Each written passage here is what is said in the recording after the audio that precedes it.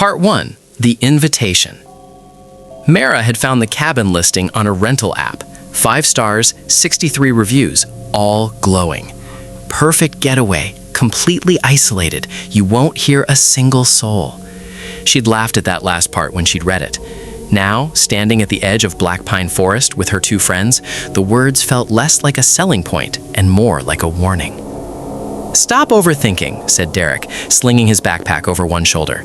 He was tall, broad, the kind of guy who laughed at horror movies and then slept with the light on.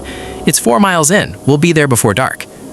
"It's already 4 o'clock," Mara said, glancing at the sky. The trees ahead were enormous, ancient pines so dense they'd swallowed the horizon whole. Even in the afternoon light, the forest looked dark, not shadowy, dark, like the trees were deliberately keeping something out, or keeping something in. "Then we'd better move," said Jess, already walking past the sign, her red backpack bouncing with each step. Mara took one last look at the parking lot, her car, the gravel road, the open sky, and followed. The trail started wide and well-worn, packed dirt cutting between the trees. Birdsong, a distant woodpecker, the crunch of pine needles underfoot. It was beautiful, actually, the kind of forest that appeared on postcards. She started to relax. That was when she noticed the first marker. It was a small thing, easy to miss, a thin strip of orange surveyor's tape tied around a pine trunk, about chest height. Not unusual. Hikers use them all the time to mark trails, but something about this one made her pause. It wasn't tied loosely, the way someone in a hurry would do it. It was tied tightly, deliberately, and it had been there a long time. The bark beneath it had grown slightly around the tape, swallowing it at the edges. Someone had marked this tree years ago and kept coming back to retie it. "You guys see that?" she called ahead. Derek didn't even turn around. "Orange tape, trail marker, come on." She walked past it, but she kept her eyes open after that. Part 2. The cabin. The cabin was nicer than the photo suggested. 2 bedrooms, a wood-burning stove, a porch that looked out over a narrow creek. The owner, someone called R. Hollis, according to the listing, had left a handwritten note on the kitchen table. "Welcome. Firewood's on the porch.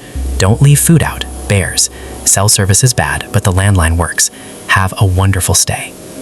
"Landline," Jess said, eyeing the old rotary phone on the wall. "That's either charming or terrifying." "Charming," Derek said firmly. They made dinner, they drank wine. Derek told a joke so bad that Mara laughed until her stomach hurt.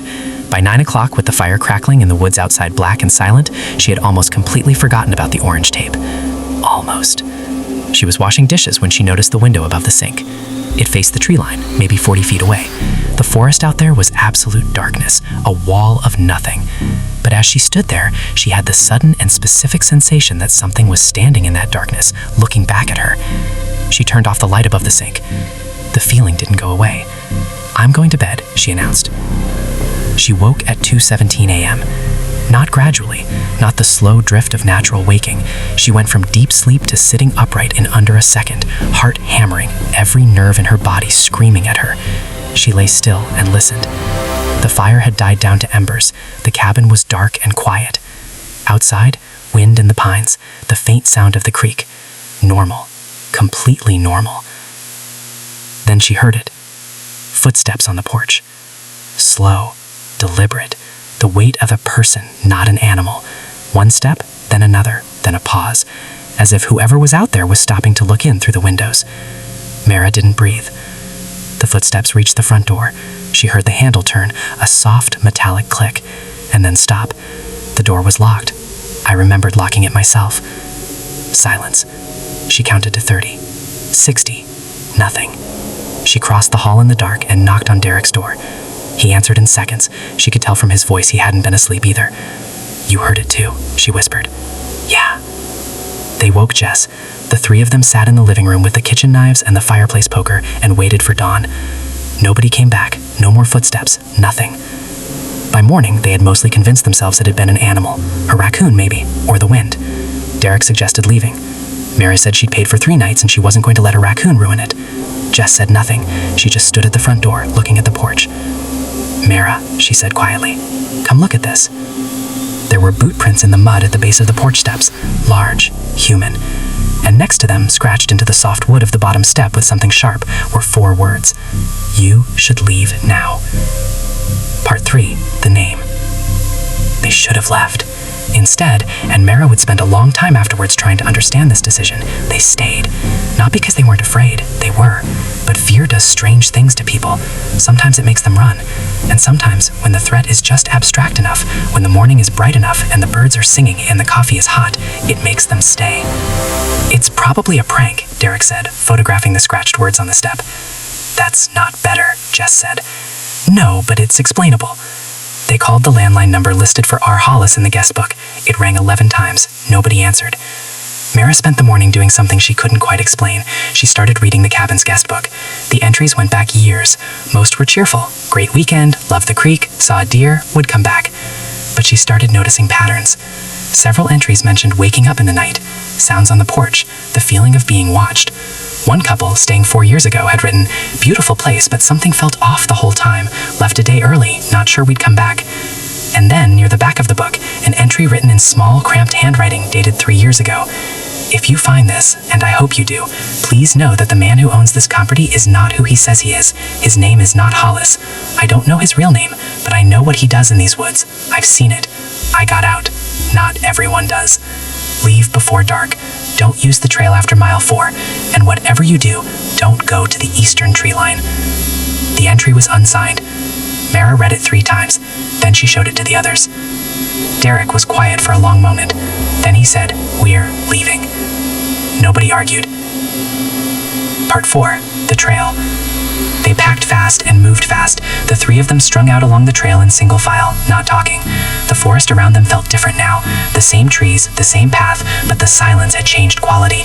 It wasn't peaceful quiet, it was waiting quiet. They were a mile out when Jess stopped. "Where's the orange tape?" Mara looked. The tree where she'd seen the marker on the way in, it was bare, clean, no tape. "Maybe we took a wrong turn," said Derek. "We're on the same trail," Mara said. "I could see their own footprints in the mud from yesterday. We didn't turn anywhere." Then maybe it fell off. But it hadn't fallen. She could see the place where it had been, a faint pale groove in the bark where the tape had pressed against it for years. It had been cut, recently. The edges of the groove were clean. Someone had removed it. "Keep moving," she said. They kept moving. The trail bent south, passing through a section of older pines so tall their canopy blocked almost all the light. It was like walking through a tunnel. Mara counted her steps to keep herself calm and didn't look into the shadows between the trees. It was Derek who stopped the second time. He put his hand out, a sharp, sudden gesture, and they all froze. 20 feet ahead, just off the trail, almost invisible in the shadows, a figure, standing completely still between 2 pine trees, watching them. For a moment, nobody moved, nobody breathed. "Hello," Derek's voice came out smaller than he intended. The figure didn't respond, didn't move. "We're just hiking out," Mara said, hating how her voice shook. "We're leaving." "Nothing." "Run," Jess said, very quietly, very calmly. "Run right now." They ran. Part 5. The Hunter. The parking lot was close, half a mile, maybe less. Mara knew this. She held onto that number like a lifeline as they crashed through the trail, branches whipping at their arms, their breath coming in ragged gasps. She didn't hear him behind them. That was the worst part. She kept expecting to hear footsteps, crashing brush, some sign of pursuit. But the forest behind them was silent. And somehow that was worse than being chased, because silence meant she didn't know where he was. The trail opened onto the wider fire road that led to the parking lot, and they burst into the open air like people breaking the surface of deep water. Mara's car was right where she'd left it. She had her keys out before she'd even consciously decided to reach for them. They got in, she started the engine. "Go," Derek said. She pulled forward and stopped. There was something on her windshield, under the wiper blade. A piece of paper, folded once. She stared at it. "Drive," Jess said. "He was at my car," Mara said. "He was at my car while we were at the cabin. He knows what car we drive." The implication sat in the air between them. He knows which way we're going. He knows what road we'll take. Derek died out, grabbed the paper, got back in. He unfolded it with shaking hands. It was a photograph, old, printed on plain paper, slightly blurred. It showed the exterior of the cabin. Taken at night, you could tell by the quality of the darkness. But the cabin's windows were lit from inside, warm and golden. And visible in one window, small but unmistakable, was a woman standing at a sink, washing dishes, looking out at the darkness. The night before. On the back of the photograph, in the same small, cramped handwriting from the guest book, "I have been watching this forest for 11 years. There have been others. The man who calls himself Hollis takes them into the eastern section. They do not come back. You are the first ones I have warned in time. Do not come back here, and do not go to the police. He has friends there. Find the family of a woman named Claire Dutton. She came here in 2019. Tell them what I've told you. They deserve to know. Mara's hands were perfectly steady when she put the car in reverse. She didn't know why. Maybe there's a place past fear where the body just goes quiet and does what it has to do. She drove out of the forest, onto the road, away. Nobody spoke for 40 minutes. Epilogue. 3 months later, a woman named Mara Chen filed a formal missing persons report on behalf of the family of Claire Dutton, who had, in fact, gone missing near Blackpine Forest in the fall of 2019, a fact that local authorities had attributed, quietly and without much investigation, to a hiking accident. The property registered to R. Hollis turned out to be registered under a false name. The real owner had a different name, a different face, and a record that made the detective who pulled it go pale and ask his partner to come look at his screen. They searched the east